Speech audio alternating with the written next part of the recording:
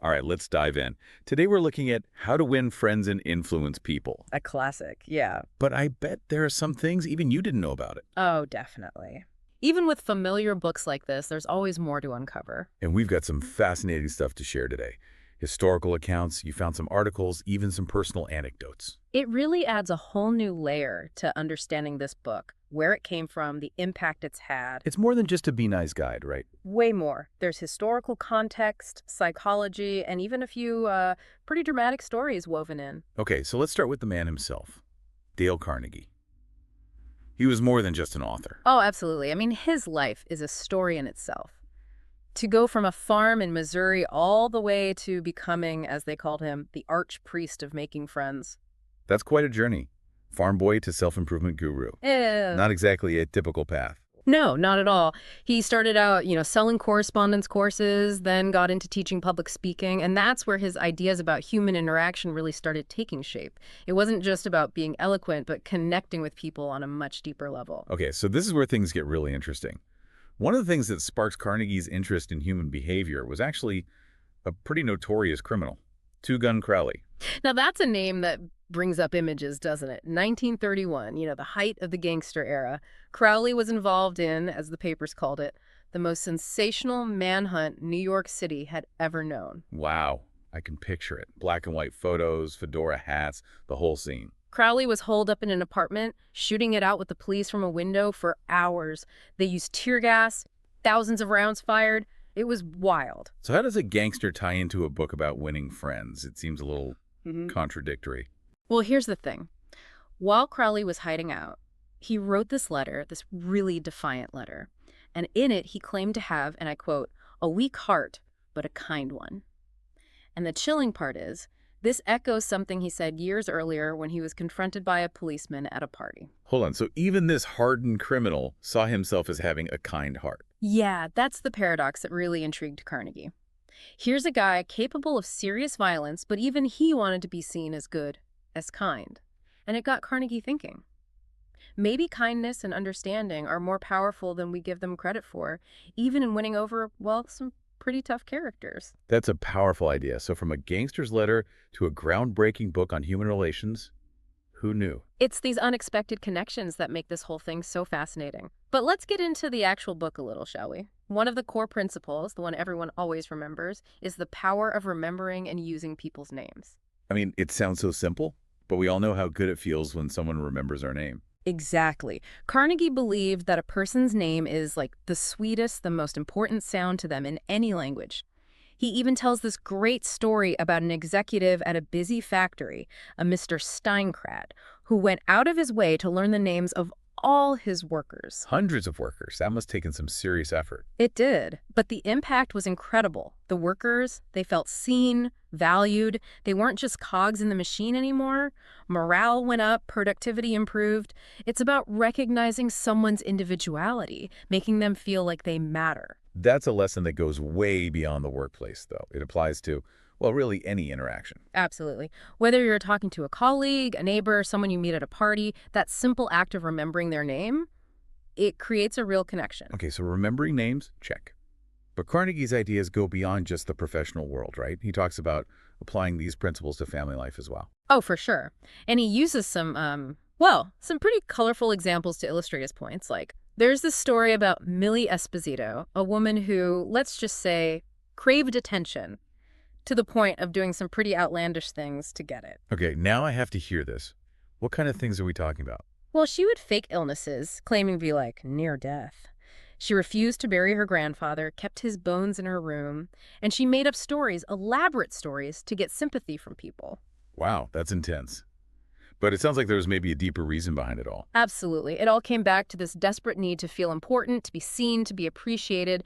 But then there's the story of Millie's mother, Mrs. Esposito, and her son, Robert. Okay, so where does Robert fit into all of this? Robert gave his mother exactly what she was craving, genuine love and appreciation. He told her often and sincerely how much she meant to him. And that actually made a difference. A huge difference. Mrs. Esposito's attention-seeking behaviors, they decreased dramatically. She finally felt valued for who she was, not for the drama she created. That's a pretty heartwarming story, but it also shows the power of sincere appreciation in any relationship. It really does. And, Carnegie actually highlights another example this time about a hotel janitor named Chris. What about Chris? Chris was a hard worker, but, she went mostly unnoticed.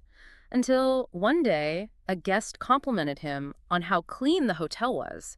Just that one compliment, recognizing his efforts, it motivated him to work even harder. I can relate to that. I remember once someone complimented me on a presentation I'd worked really hard on, and it honestly gave me such a confidence boost. It's that simple act of acknowledgement that can make all the difference. It shows you're paying attention, that you appreciate their effort. It's a good reminder for all of us to think about how we can offer that kind of genuine appreciation to people in our own lives, whether it's something big or small. It really is. Now, shifting gears a bit, Carnegie also talks about navigating those trickier situations, when conflict is kind of unavoidable. He was a big advocate for avoiding arguments whenever possible. Easier said than done sometimes, right? We've all been in those heated moments where it's tough to bite your tongue. Oh, absolutely. But Carnegie tells this great story about a policeman who was a master at avoiding arguments. He pulls this guy over for speeding, but instead of, giving him a ticket or getting into an argument, he simply agrees with the speeder, saying, "I guess you're right." Wait, he just agreed with the guy speeding. Yep. And the guy was totally thrown off guard. He was expecting a confrontation, but the policeman's response completely disarmed him. He even ended up admitting to speeding. So instead of escalating things, the policeman acknowledged the guy's perspective and it diffused the situation. Exactly. It's about finding that common ground, even when you disagree. It can lead to a much more peaceful resolution. Yeah, that's a story that sticks with you. It does, doesn't it? And that story about the policeman and the speeder, it actually connects back to something we were talking about earlier. Remember Two Gun Crowley and his insistence on having a kind heart? Oh, yeah. Hard to forget that one. Well, there's this other incident with Crowley that really shows that need for importance, even in, a hardened criminal. A few years before that big manhunt, Crowley and his girlfriend were at a party when a policeman came in to check their licenses. Uh-oh. That doesn't sound good. It wasn't. Without a word, Crowley just shot the officer. And as the officer lay there dying, Crowley leaned over him and said, "Get this. I'm Crowley. Under my coat is a weary heart, but a kind one that would do nobody any harm." That's chilling. But it also kind of makes sense in a twisted sort of way. It does, right. And it highlights a key point that Carnegie makes. Even in that act of violence, Crowley felt the need to justify himself, to present himself as someone with a kind heart. It speaks to this universal human desire, We all want to feel important, to be seen as good. And Carnegie argues that understanding this need is crucial for influencing others. Exactly. It's about tapping into what motivates people, what makes them feel valued. He even uses historical examples like, Napoleon. Napoleon, the military genius. The very same. Napoleon was known for showering his soldiers with medals and honors, even for, minor acts of bravery. It wasn't just about recognizing their achievements, but about feeding your egos, making them feel like they were essential parts of his grand army. So Napoleon, the master strategist, was also a master psychologist in a way. In a way, yeah. He understood that power of appealing to people's desire for importance. That's incredible. And this principle applies beyond just, historical figures, right? Yeah. Carnegie talks about how this plays out in everyday life, even with kids. He does. He says that a lot of children's misbehavior comes from a lack of feeling important. He gives this example of a little girl who, when she was ignored by her parents, would start throwing dishes on the floor. It was her way of, demanding attention, trying to assert her importance within the family. So tantrums, attention-seeking behavior, even rebellion, they can all be seen as a cry for recognition. It's a fascinating perspective, isn't it? And it can be really helpful in dealing with difficult people, too. If we can understand that motivation behind their behavior, we can approach the situation with, more empathy and maybe even find a more effective way to respond. It all circles back to that idea of sincere appreciation, making people feel valued and heard. Exactly. And from there, Carnegie goes on to explore specific techniques for, winning people over. One of the most intriguing ones is the power of a smile. I can already hear the cynics out there saying, "Oh, so just plaster on a fake smile and everyone will love you." That's not what Carnegie is advocating for at all. It's about genuine warmth and positivity. He argues that a sincere smile is contagious. It can even disarm the toughest skeptics. He has this great analogy comparing a smile to a dog wagging its tail. Right. He says a dog makes its living by wagging its tail, not its teeth, which is a charming way of saying that, friendliness and warmth are far more effective than aggression. And smiling, it's not just about appearances. There's a physiological effect too, right? Absolutely. When we smile, our brains release endorphins, those feel-good chemicals. They boost our mood, reduce stress, and that positive energy, it's infectious. Right. When we smile at someone, it actually triggers a similar response in them. So smiling, it's not just good manners, it's good for us and for the people around us. Precisely. It's a simple but powerful tool for building rapport and making a positive first impression. And speaking of making a positive impression, another important aspect of Carnegie's approach is the art of being a good listener.